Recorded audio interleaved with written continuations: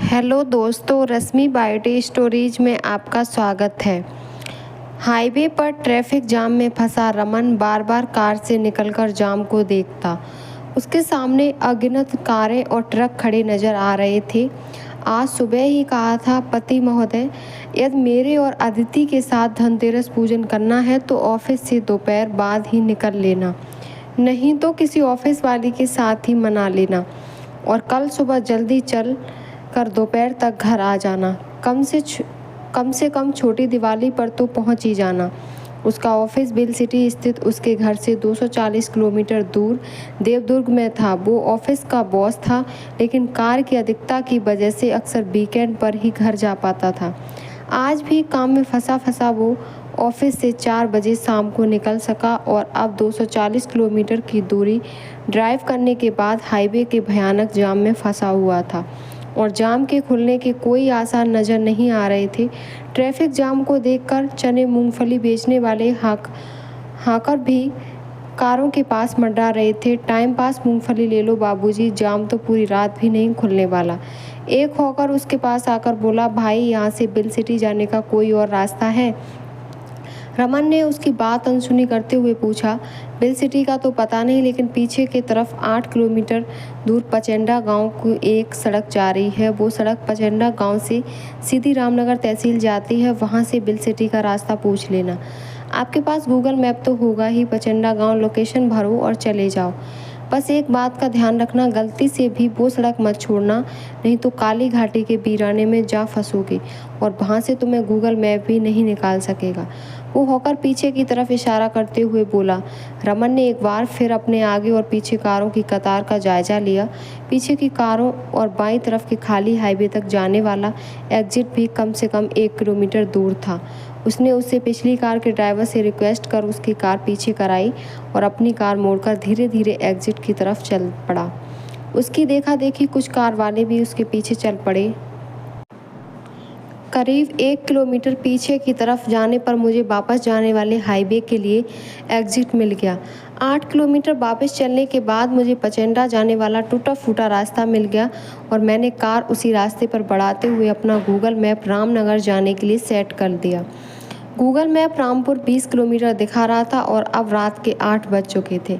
करीब 5 किलोमीटर जाने के बाद एक गाँव की संकरी गली में पत्थरों से भरा एक ट्रक पलटा मिला, जिसके फिलहाल वहां से हटने की कोई उम्मीद न थी। रामनगर जाना है तो गांव के बाहर एक बगीचा है, उसके अंदर होकर उत्तर की तरफ बढ़ जाना, यही रास्ता तुम्हें मिल जाएगा। ट्रक के ड्राइवर ने मुझे बिना पूछे ही बता दिया।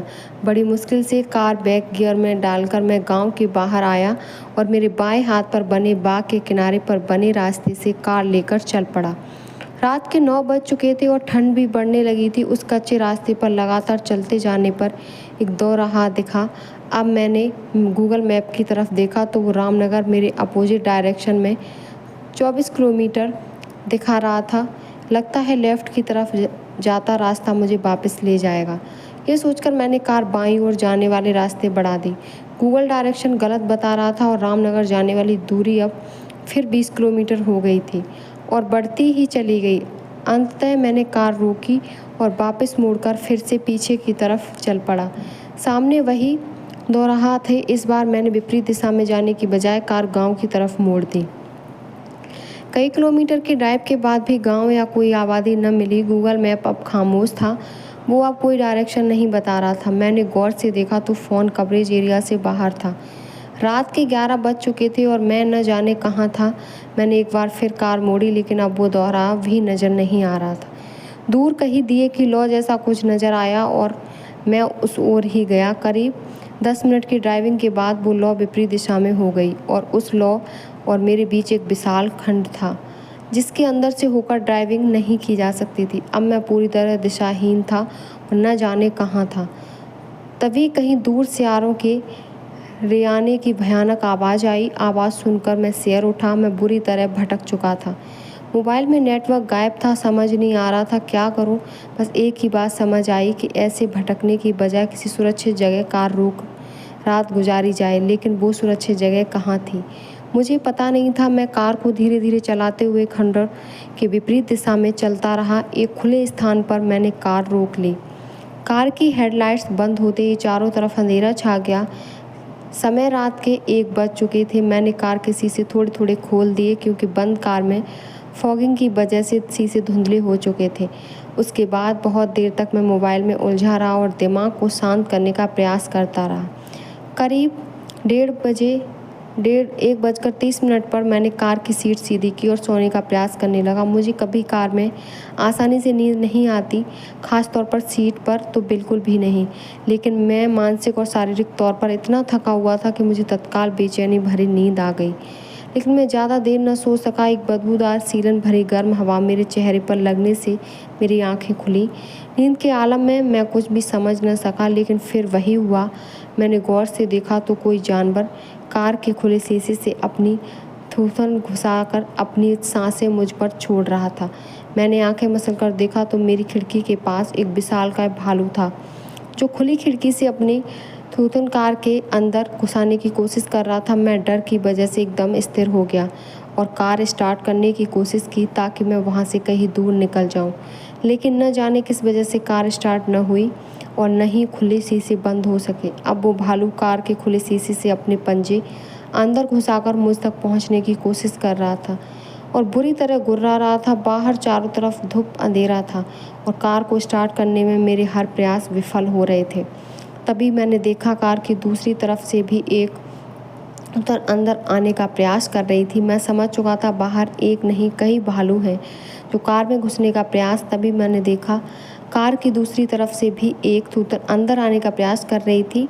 मैं समझ चुका था कि बाहर एक नहीं कई भालू हैं जो कार में घुसने का प्रयास कर रहे हैं ताकि मुझे खा सकें। भालुओं के देखकर मैं समझ चुका था कि मैं काली घटा में पहुंचा हूँ, जो लोगों को कई तरह से मार डालती है। कुछ भालू मेरी कार की साइड पर पंजों से प्रहार कर रहे थे।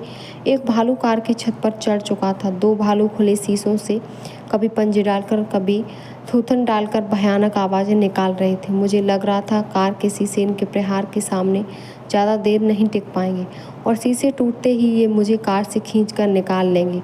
उसके बाद मेरी बहुत ही भयानक मौत होगी। उन भालुओं की दहशत की वजह से मुझे कुछ भी सूझ नहीं रहा था, यहाँ तक कि मैं कार को फिर से स्टार्ट करने की कोशिश करना भी भूल गया था। अचानक मुझे कार स्टार्ट करना याद आया और इग्निशन में की घुमाते ही कार जोरदार आवाज़ के साथ स्टार्ट हो गई और हेडलाइट की रोशनी से पूरा इलाका रोशन हो गया। अचानक हुए इस बदलाव से भालू थोड़ी देर के लिए शांत हुए, लेकिन फिर से दुगने आवेश के साथ कार पर टूट पड़े। मेरा दिमाग तेज़ी से काम कर रहा था। सबसे पहले मैंने कार के शीशे बंद किए और जोर का हॉर्न बजाया और कार को धीरे धीरे आगे बढ़ाने लगा। मेरे चारों तरफ घाटे की भुरभुरी कच्ची मिट्टी थी, जिसमें एक बार कार फंसने के बाद बाहर निकलना बहुत मुश्किल था। मेरा दिशा भ्रम अभी जस का तस था। मैं बस कार आगे बढ़ाता जा रहा था। मुझे नहीं पता था कि मैं कहाँ जा रहा हूँ। भालू कुछ दूरी पर मेरी कार के साथ साथ ही चल रहे थे। अब वो न तो कार की लाइटों से और न कार के हॉर्न से डर रहे थे, लेकिन बार बार कार पर हमला कर रहे थे। रात के 3 बजे थे और मैं भालुओं से घिरा अपनी कार लिए न जाने कहाँ जा रहा था। तभी मेरा ध्यान मोबाइल पर गया। उसमें नेटवर्क दिखने लगा था और गूगल मैप भी काम करने लगा था। फिलहाल मैं रामनगर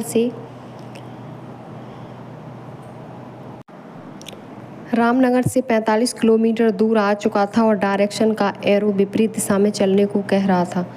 विपरीत दिशा यानी फिर से बिना नेटवर्क के क्षेत्र में जाना। मैंने उसके बाद लोकेशन में हाईवे डाला। हाईवे भी मुझसे 34 किलोमीटर दूर था और एरो विपरीत दिशा में चलने को कह रहा था।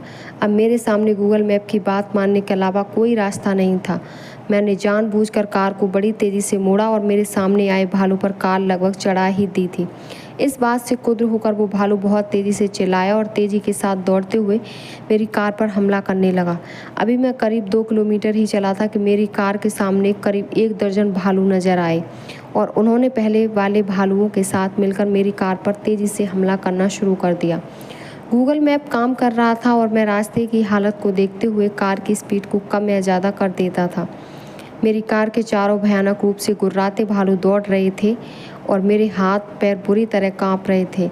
करीब 1 घंटे ड्राइव करने के बाद भालू मेरी कार से दूर जाने लगी और कुछ दूरी पर चलकर मुझे कारों के चलने की आवाज़ आने लगी और हाईवे भी नज़र आने लगा।